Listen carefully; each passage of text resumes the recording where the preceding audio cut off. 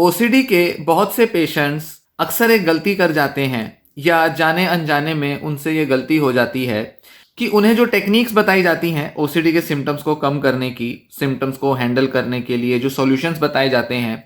वो उन्हीं को कंपल्जन्स बना लेते हैं, वो सॉल्यूशंस भी उनके कंपल्जन्स बन जाते हैं। मतलब पेशेंट्स मान लीजिए कोई एफर्मेशंस बोल रहे हैं तो पेशेंट्स क्या करेंगे, बार बार एफर्मेशंस को रिपीट करेंगे, जैसे कि कोई मंत्र का जाप कर रहे हो। तो ऐसे में वो क्या कर देते हैं, वो बार बार इन एफर्मेशंस को रिपीट करते जाते हैं, जिस वजह से थोड़े समय बाद उन्हें लगने लगता है कि मुझे ये एफर्मेशंस को बार बार रिपीट करना है, अगर मैंने इतनी बार नहीं दोहराया तो शायद इन एफर्मेशंस का असर नहीं आएगा। जैसे कहीं पढ़ लिया कि कम से कम 25 बार आपको ये एफर्मेशन बोलनी है, तो अगर उनको लगा कि मैंने 25 बार ठीक से नहीं बोला तो उनके मन में आएगा कि अच्छा मुझे दोबारा से एफर्मेशन बोलनी चाहिए, या ये जो एफर्मेशंस हैं ये पूरी सीक्वेंस में बोलना है, या इतनी इतनी बार और इतने इतने तरह की एफर्मेशंस बोलनी है। और वो बार बार ये एफर्मेशंस बोलते जाएंगे। धीरे धीरे होगा ये कि जहां उनका पहले कोई और कंपल्जन था, अब वो एक सॉल्यूशन की बजाय एक नया कंपल्जन डेवलप कर लेते हैं। या पेशेंट को लगता है कि मन में इन ऑब्सेशंस को, इन एंजाइटीज को दूर रखने के लिए ज़रूरी है कि मैं एफर्मेशंस की पॉजिटिविटी माइंड में क्रिएट करूं।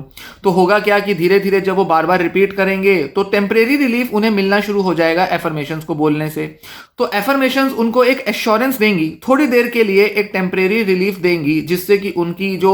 ऑब्सेशंस थी, जो एंजाइटी थी, वो कुछ देर के लिए सप्रेस हो जाएंगी, या उसमें जैसे कि आम टेम्परेरी रिलीफ मिलता है वो रिलीफ मिल जाएगा। जैसे पेशेंट ये बोलेगा कि मेरे को जो माइंड में थॉट आती हैं वो बस एक ऑब्सेशन है, वो एक ओसीडी का सिम्टम है, मुझे इनको ओसीडी का सिम्टम देखना है, मुझे इन थॉट्स को रोकना नहीं है, मैं इन थॉट्स को बस जैसा आ रही हैं वैसे आने दूंगा, जाने दूंगा, मैं इन थॉट्स को जज नहीं करूंगा, मैं इन थॉट्स के लिए ज़्यादा रिएक्शन नहीं दूंगा, मैं इन थॉट्स से बहुत संघर्ष या बहुत लड़ाई नहीं करूंगा, ये थॉट्स जो हैं इनको मुझे सीरियसली नहीं लेना, ये थॉट्स जो हैं ये बस एक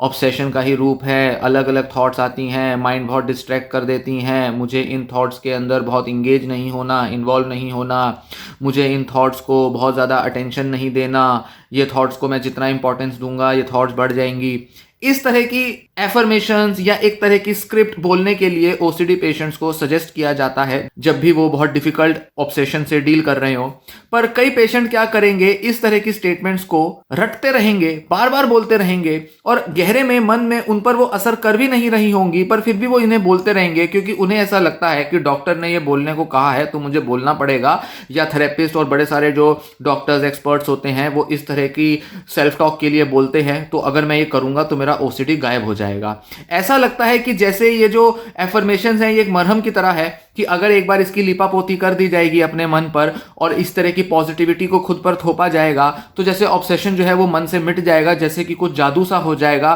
कुछ बड़ा हिडन सा मैकेनिज्म काम करेगा और अपने आप ऑब्सेशन भाग जाएगी। इस तरह से जब पेशेंट एफर्मेशंस बोलता है या किसी भी तरह के सॉल्यूशन को इंप्लीमेंट करता है तो एक्चुअल में वो एक नए तरह के कंपल्जन्स डेवलप कर लेता है, और इस तरह की गलती से पेशेंट्स को बचना चाहिए। अब सवाल आता है कि पेशेंट्स इस तरह की गलतियां करते क्यों हैं। आमतौर पर जो इसका कारण समझा जाता है वो ये कि पेशेंट शायद डॉक्टर की टेक्निक या डॉक्टर ने वो सब जो बताया है वो क्या और क्यों बताया है उसे पूरी तरह से समझ नहीं पाया। वो शायद अपने ओसीडी के ऊपर जो ट्रीटमेंट टेक्निक्स लगानी है उनकी पीछे की मैकेनिज्म क्या है, पीछे की साइंस या साइकोलॉजी क्या है, उसको पूरी तरह से नहीं जान पाया है। पेशेंट को ये तो पता है कि हाँ मुझे कोई टेक्निक सीखनी है, डॉक्टर जो है थेरेपिस्ट हैं वो कोई टेक्निक बता रहे हैं और टेक्निक को वो सरफेस लेवल पर ऊपर ऊपर से समझ तो लेता है,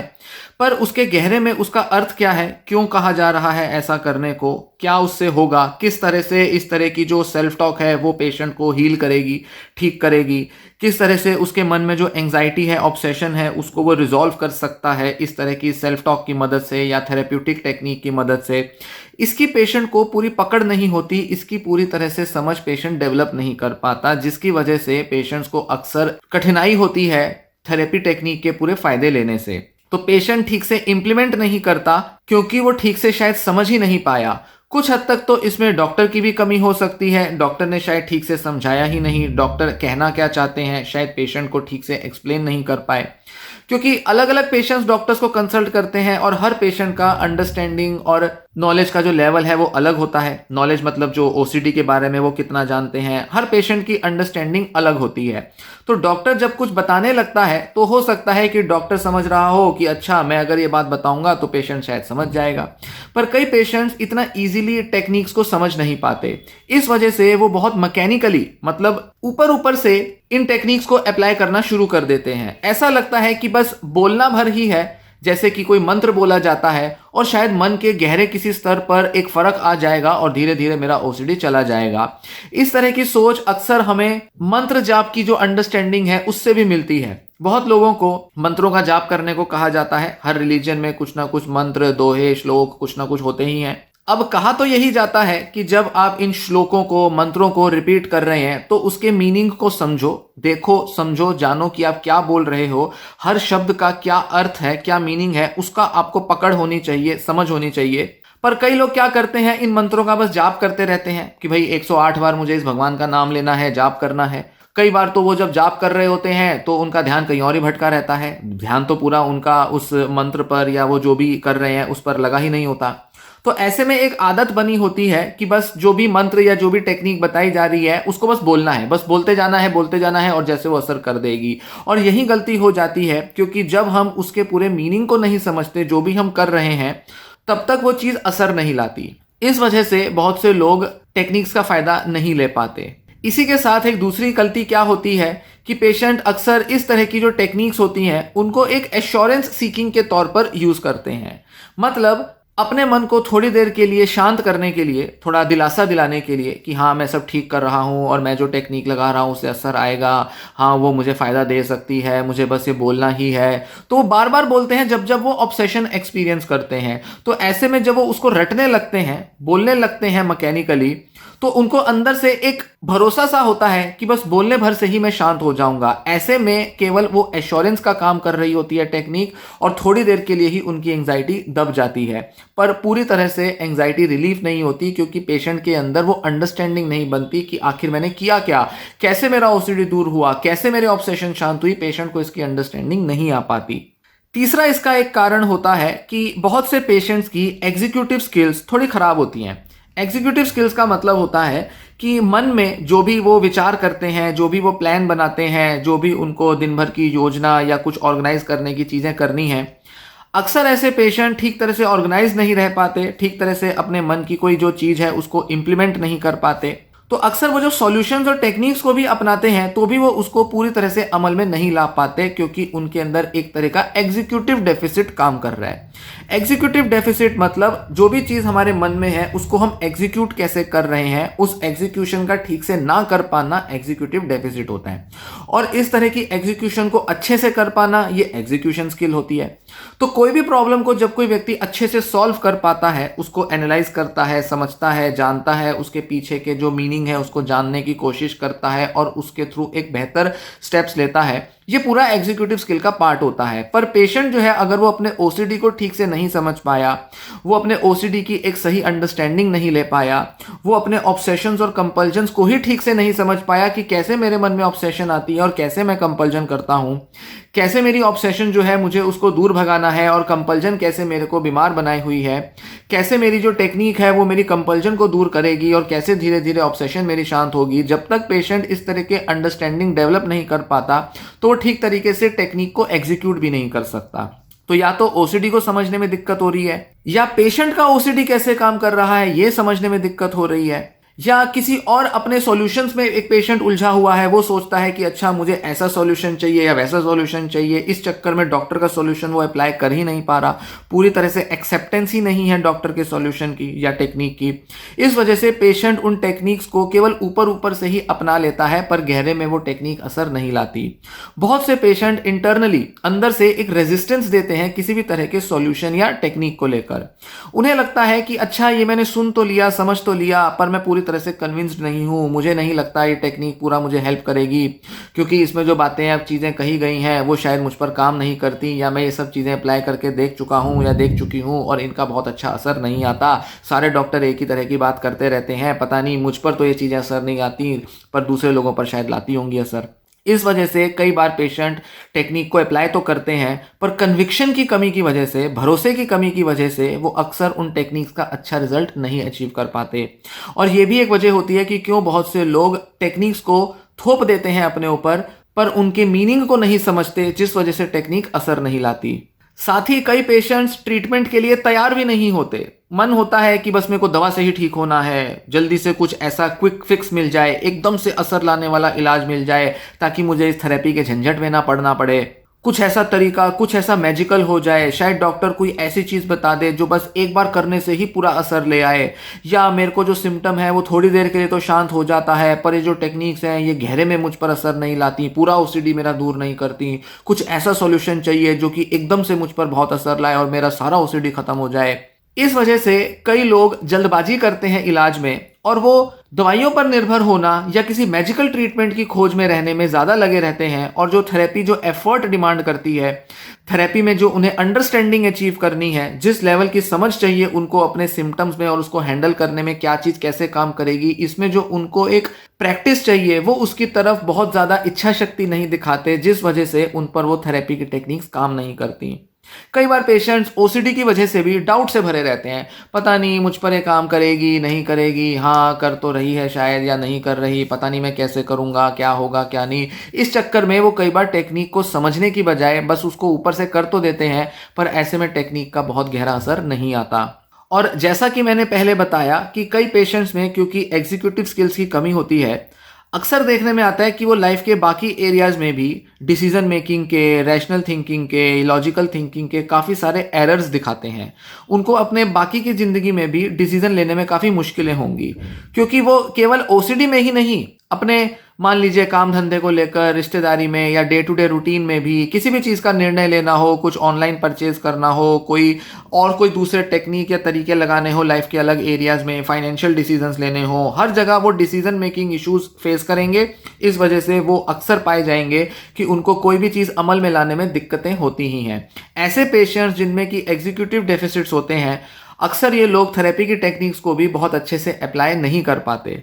यही वजह होती है कि इन लोगों के लिए हिप्नोथेरेपी या मेडिसिन के ट्रीटमेंट्स को ही ज़्यादा रिकमेंड किया जाता है। इनफैक्ट ज़्यादातर लोग जिनको कि लॉन्ग टर्म दवाइयाँ लेनी पड़ती हैं या जिनको आरटीएमएस के ट्रीटमेंट लेने पड़ते हैं या जिनको इलेक्ट्रिक शॉक की थेरेपी दी जा रही है या कोई होम्योपैथी आयुर्वेद की तरफ जो लोग चले जाते हैं, अक्सर वो लोग ऐसे होते हैं जो कि साइकोलॉजिकल वर्क अच्छे से नहीं करना चाहते। बहुत मेहनत जो कि एक साइकोलॉजिकल ट्रीटमेंट में चाहिए होती है वो ऐसी मेहनत नहीं दे पाते क्योंकि वो उन ट्रीटमेंट्स को बहुत अच्छे से शायद समझ नहीं पा रहे या समझना नहीं चाहते,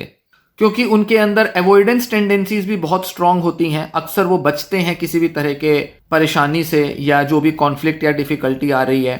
तो ओवरऑल जो उनके अंदर एग्जीक्यूटिव डेफिसिट या प्रॉब्लम सॉल्विंग स्किल्स की जो कमी है, उस वजह से ओसीडी भी दूर नहीं जाता उनका। ये लोग अक्सर दूसरों पर डिपेंडेंट पाए जाएंगे। इनके अंदर अक्सर एंग्जाइटी के काफ़ी स्ट्रॉन्ग ट्रेट्स होते हैं, काफ़ी ये अवॉइडेंट होंगे, इनके अंदर बहुत सारे डर होंगे, फोबियाज होंगे, कॉन्फिडेंस की कमी होगी, हमेशा कोई चाहिए होगा साथ में जो कि उनके बिहाफ पे निर्णय ले सके, डिसीजंस ले। और अक्सर ये रिजेक्शन से या फेलियर से बहुत डरते होंगे और इस वजह से वो काफ़ी सारे काम लेना ही छोड़ देंगे, बचेंगे काम लेने से, जिम्मेदारियां लेने से। ये थोड़ा बैकफुट पे रहना पसंद करेंगे, असर्टिव नहीं होंगे, इनिशिएटिव्स नहीं लेंगे।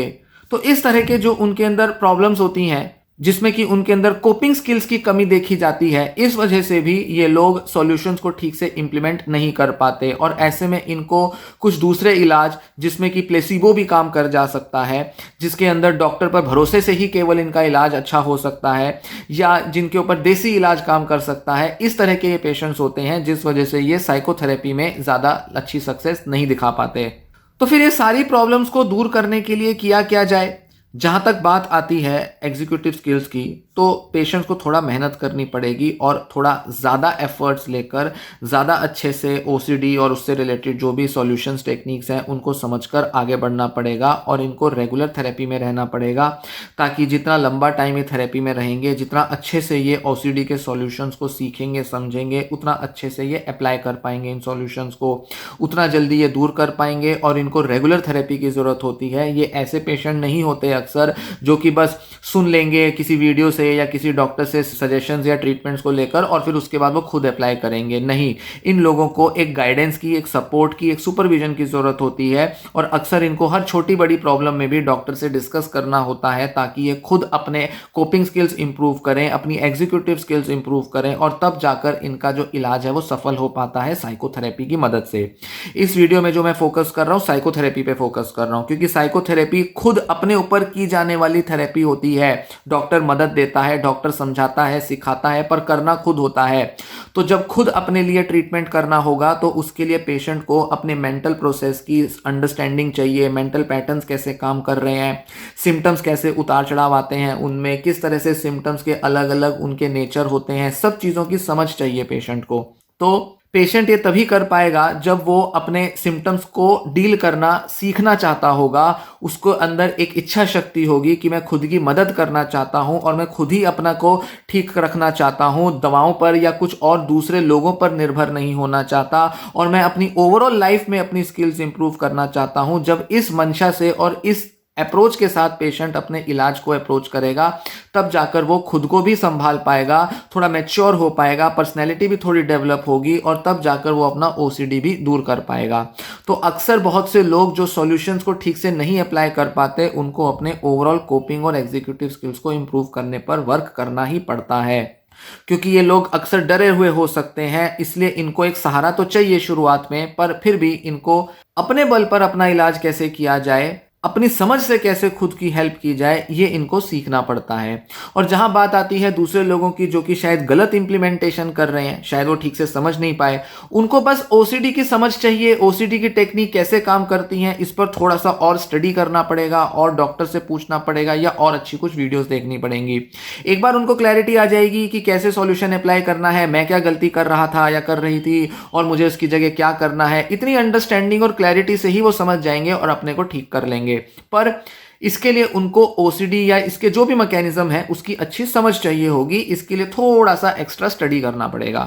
और एक बार वो समझ जाएंगे कि वो क्या गलत कर रहे हैं और टेक्निक अप्लाई करने का सही तरीका क्या है, टेक्निक को कैसे और क्यों इंप्लीमेंट किया जा रहा है, एक बार ये क्लैरिटी आ जाएगी तो वो अपने को खुद ही हैंडल कर लेंगे, खुद ही अपना ओसीडी दूर कर लेंगे। ध्यान दें कि ओसीडी को दूर करने के लिए थेरेपी की टेक्निक्स को सीखना समझना पड़ता है और कई लोगों के लिए ये जो पूरा प्रोसेस है ये काफ़ी लंबा हो सकता है। कुछ लोगों के लिए ये लाइफ लॉन्ग जर्नी हो सकती है, तो कुछ लोगों के लिए 2, 4, 6 महीने या फिर 1, 1.5 साल, 2 साल की भी जर्नी हो सकती है। अच्छा थेरेपिस्ट मिल जाए आपको, अच्छे डॉक्टर मिल जाए आपको, अच्छी गाइडेंस मिल जाए, अच्छी हेल्प मिल जाए तो आप जल्दी इन प्रॉब्लम से बाहर आ जाओगे। एक ज़माना था जब लोगों के पास थेरेपी की नॉलेज नहीं होती थी, उनको कोई बताने वाला नहीं होता था, तो लोग सालों सालों तक अपने को जूझते रहते थे सिम्टम से, जैसे तैसे करके डॉक्टर्स को कंसल्ट करते थे और ज़्यादा भरोसा साइकेट्रिस्ट पर दिखाते थे, जबकि साइकेट्रिस्ट ना के बराबर उनकी हेल्प कर पाते थे क्योंकि हिंदुस्तान के साइकेट्रिस्ट ज़्यादा कुछ थेरेपी वगैरह करते नहीं। फिर ऐसे में लोगों को हॉस्पिटल में एडमिट होना पड़ता था, ज़िंदगी भर दवाइयाँ लेना पड़ता था, इलेक्ट्रिक शॉक लेने पड़ते थे, सिर्फ इसलिए क्योंकि वो इलाज को समझ ही नहीं पाए थे।